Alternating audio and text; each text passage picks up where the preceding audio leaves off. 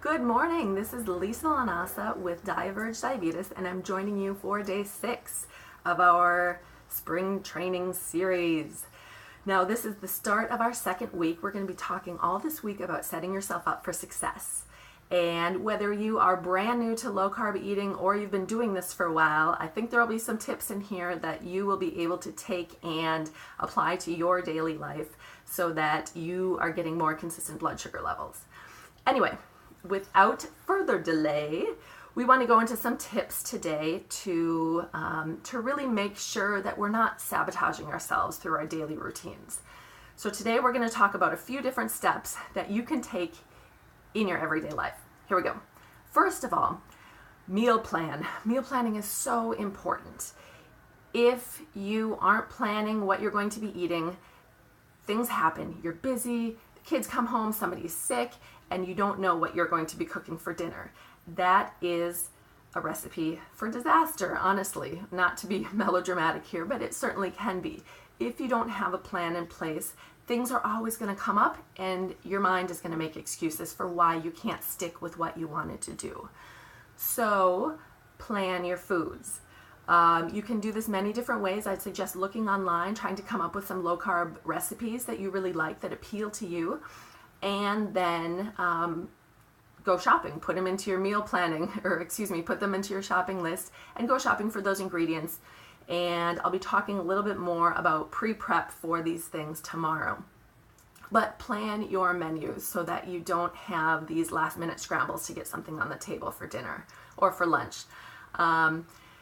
Now, a few other options, a few other ideas would be to really know your trigger points throughout the day. Know what time of day is your tough spot, whether it's breakfast, whether it's a 4 o'clock snack time, and say, you know what, I know this is a time that I'm going to have problems, or that I usually have problems, is a better way of saying it, and be mindful of that time. Really watch what you're eating during that time.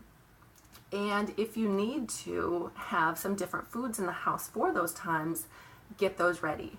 Whether it's a small container of nuts that's been pre-measured to a 5-gram carbohydrate serving size. I usually do that. It's about 30 grams of nuts, depending on what type of nuts. Put them in a little plastic container. You can grab one of those and go. Or whether it's cutting some cucumber and having it ready in the fridge for those times when you just really need to grab something. I know we're all busy. We all need little things just to get us through the day sometimes. Other options, if breakfast is a tough time, make some little breakfast muffins, eggs, sausage, some vegetables, little frittata muffins. Have those in your freezer, ready to go. Throw them in the microwave for 30 seconds, you're done. So know your trigger times a day and plan something for those trigger times a day so that you're not tempted to grab something you shouldn't. And now my last tip is to look through your pantry, look through your refrigerator, and look at ingredients for everything. 9 times out of 10, you'll find something there, whether it's a sauce mix or a canned soup or something like that, that's going to have an ingredient, maybe it's maltodextrin, which will spike your blood sugar even if it doesn't list it on the carbohydrate count. So those types of things can really set you off and make your blood sugar high. And then you're questioning, why on earth is this high? And you feel like you're not doing well enough and your mind kicks into this failure mode and it gets to be a psychological game.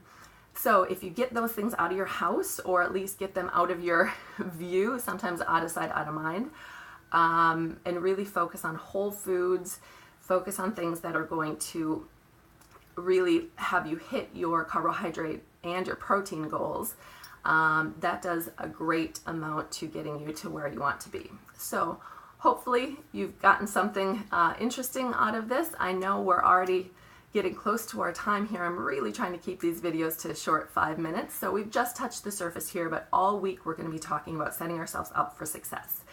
So now our challenge question on Facebook is, what will you do, or what have you done to set yourself up for success with low carb eating? Have you gotten rid of all your flour and rice and pasta? Have you thrown it away? Have you given it to somebody?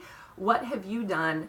Do you keep vegetables pre-prepped in your refrigerator for snacking times, or do you pre-pack lunches to bring to work so you're not tempted to go out to eat?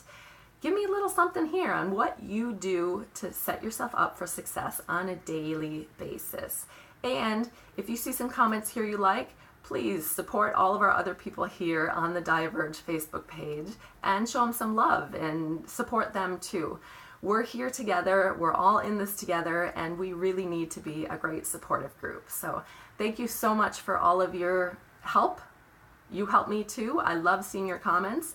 And thank you all for joining us. And we will see you tomorrow with day 7. Let's continue this on Facebook now, and I can't wait to see what you guys are going to say. Thanks again. Have a great day. Bye-bye.